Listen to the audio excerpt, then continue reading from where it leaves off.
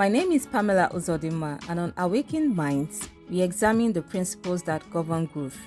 Not just spiritual growth, but intellectual, relational, and economic growth. There are certain truths that, once understood, change the way you approach your life entirely. One of those truths is found in the Gospel of Mark 4:25. For whoever has, to him more will be given, but whoever does not have, even what he has, will be taken away from him. At first reading, this verse appears severe. It seems to describe a system that favors the already advantaged and disadvantages the already limited. Yet, a deeper study reveals that this is not a statement about favoritism. It is a revelation about stewardship. It is not about possession in a superficial sense.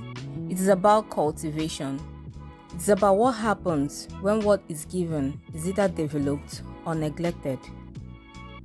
This principle does not operate only in spiritual matters.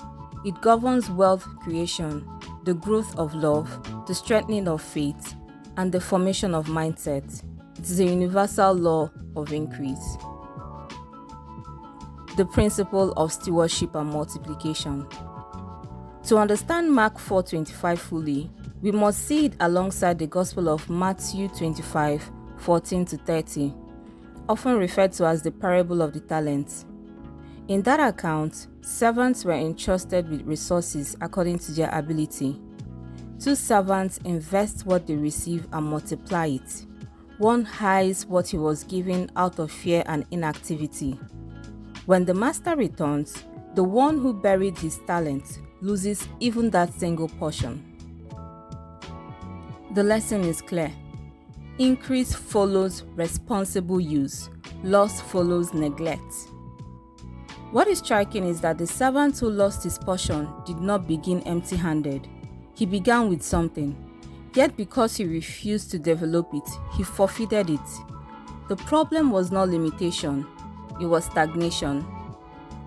This is the foundation of the law of increase. What you use grows, what you neglect diminishes. Number 2, wealth creation, value multiplied through growth. Wealth, in its deepest sense, is not merely the accumulation of money. It is the multiplication of value. It is the ability to produce something that solves problems, serves people, and generates sustainable impact. The book of Proverbs 10:4 says, "He who has a slack hand becomes poor, but the hand of the diligent makes rich."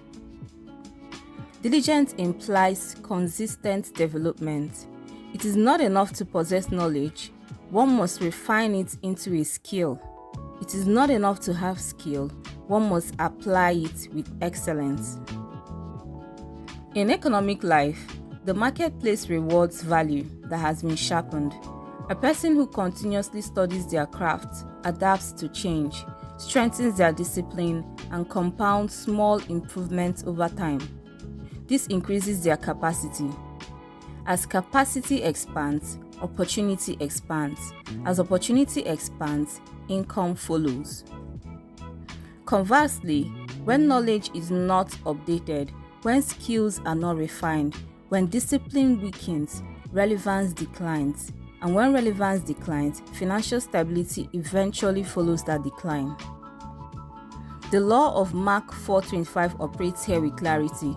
The one who has, meaning the one who develops and multiplies, receives more responsibility and more reward.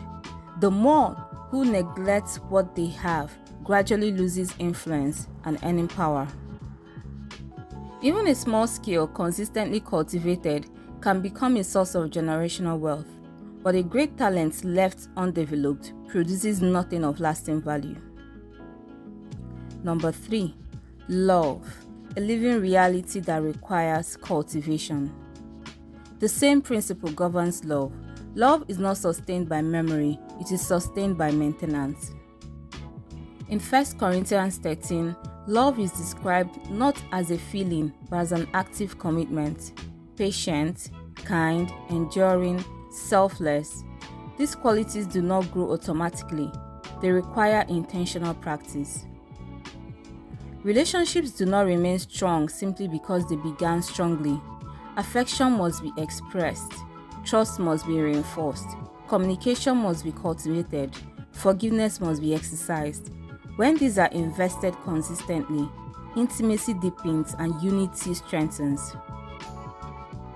However, when effort ceases, when selfishness replaces sacrifice, when growth is ignored, even a once deep connection weakens. Emotional distance grows gradually. Misunderstanding increases. What was once vibrant becomes fragile. Love obeys the law of increase. When nurtured, it multiplies. When neglected, it diminishes. The one who has love, who invests patience, humility, and understanding, experiences more depth. The one who withholds effort slowly loses what was once felt secure. Number 4, faith in God. Revelation grows through pursuit. Spiritually, this principle is even more profound. Faith is not static. It strengthens through exercise and weakens through neglect. The book of James 2:17 reminds us that faith by itself, if it does not have works, is dead. Faith must be lived. It must be practiced. It must be deepened through obedience and study. Similarly, Hosea 4:6 warns, "My people are destroyed for lack of knowledge." Knowledge here is not information alone. It is relational understanding cultivated through pursuit. When an individual consistently seeks God, studies scripture, reflects deeply, and obeys conviction, clarity increases. Discernment sharpens, spiritual confidence grows. The one who has hunger for God receives greater insight. But when spiritual disciplines are neglected, sensitivity fades, conviction softens, discernment becomes blurred. The decline may be gradual, but it is real. Faith grows when exercised. It diminishes when ignored. Number 5, mindset. The internal soil of increase. Beneath wealth, love, and faith lies mindset. Mindset is the soil in which all growth occurs. In Romans 12:2, we are instructed to be transformed by the renewing of our mind. Renewal is an ongoing process. It requires examination, correction, and continuous learning. A growth-oriented mindset understands that improvement is lifelong. It welcomes correction. It seeks understanding. It recognizes that discomfort often precedes expansion. A stagnant mindset assumes arrival. It resists challenge. It avoids effort. Over time, this resistance produces decline. The mind follows the same law described in Mark 4:25. When truth is cultivated, understanding increases. When truth is neglected, confusion grows. In conclusion, the responsibility of what you still have. The law of increase is not a threat, it is a revelation of design. In wealth, development produces prosperity.